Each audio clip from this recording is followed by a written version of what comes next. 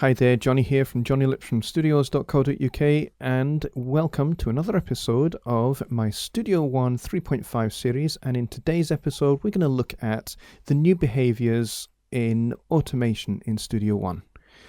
In my opinion, the new way in which automation is handled is fantastic. It's much cleaner, it's less cluttered, it's great. So we're going to take a look at that. And how you actually get that nice, clear, uncluttered view is a little bit subtle, a little bit tricky to find. But once you've got it, you know where to look, and it's great. So, first of all, the old way in which this was done. In times past, you would click the parameter you want to automate. In this case, let's use the X trim, and we'll maybe automate the beats here, the LFO speed.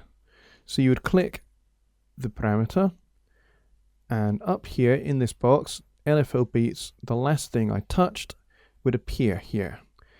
And there are two ways in which you could do it. You could grab this hand and you could drag the parameter either onto the track directly or at the bottom somewhere, and it would create a separate automation lane. If you're doing that a lot, it can get a little bit cluttered, and you could end up with a whole lot of automation, especially if you've got lots and lots of tracks and you're doing lots of very fine automation for different parameters. It can get confusing as to what is automating what. And you don't want to be in that situation because you could really totally mess up your mix doing that. So this way I think is very cool because you can, I call it nesting. You can nest them. You can hide those automation lanes. And I'm going to show you exactly how to do that. So on this lead guitar track, on this side here, right in the corner, on this little strip here, you have this little squiggled line. It says expand envelopes when you hover over it. So if I click that, these two default automation lanes open up, volume and pan. You can add to those. You can add pretty much any parameter in the whole of Studio One that you want to automate. Pretty much any plugin, whether it's a native one or a third-party one. I'm pretty sure that quite a lot of third-party plugins you can do this with. But your mileage may vary. You may find that there are some that won't work. But certainly a good number that I have tried do work.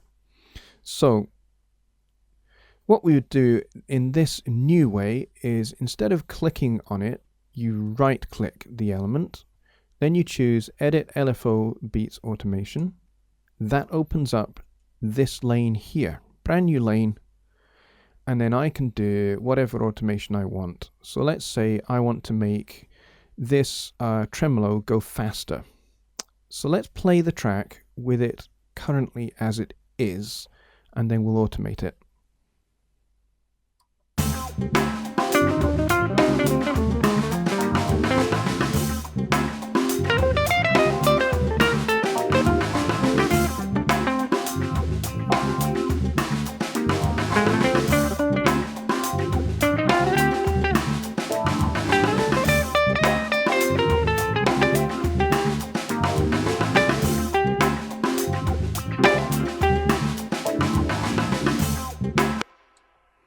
Alright, so there we go.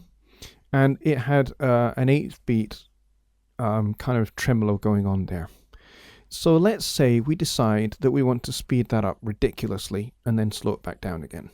We can do that very easily. Let me just move this over here a little bit out of my way so I can see what I'm doing. Because the great thing is now is I can line this up with the audio here, and it's actually dead easy to line up. So let's say at the start of this third phrase, we want to start making the change. So just a little bit before it, I'm going to click and create an automation node.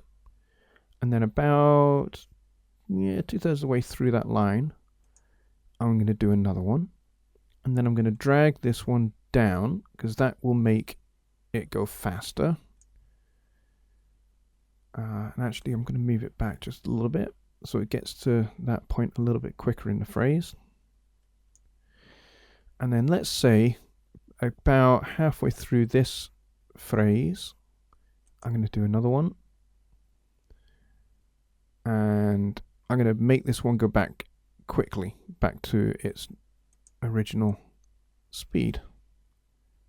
If I can finesse it with my mouse. There we go. Perfect. Alright, so let's go back and have a listen to that. And I can actually solo the guitar so you can hear it, and then I'll play it in context as well. So in solo, let's have a listen.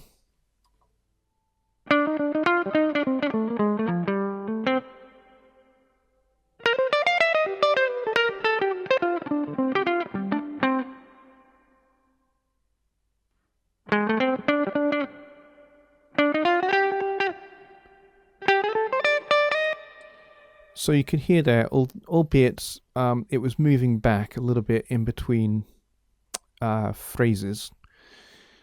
But you could certainly hear that in this one here, you could hear it get faster, so it was almost garbled. The last part of that phrase was, you know, very garbled because it was 64th note triplets. And then it went back here quite quickly over the course of this last couple of notes here. So it's that easy. And once you're happy with your automation, what you can do, let's say you're happy with it for now and you just want to move on and do something else. Well, then you can click this expand envelopes thing again, and it hides it away. And then I can close my plugin. Not interested in that anymore. I want to move on and I want to do something with the wah wah guitar or something else. But the event view here is as it should be, in my opinion. You don't have to turn the automation mode on and off all the time, and you can hide away your automation lanes. I think that's really, really cool. One of the best editing features in Studio One 3.5. So I hope you found that helpful, and until the next video, bye for now.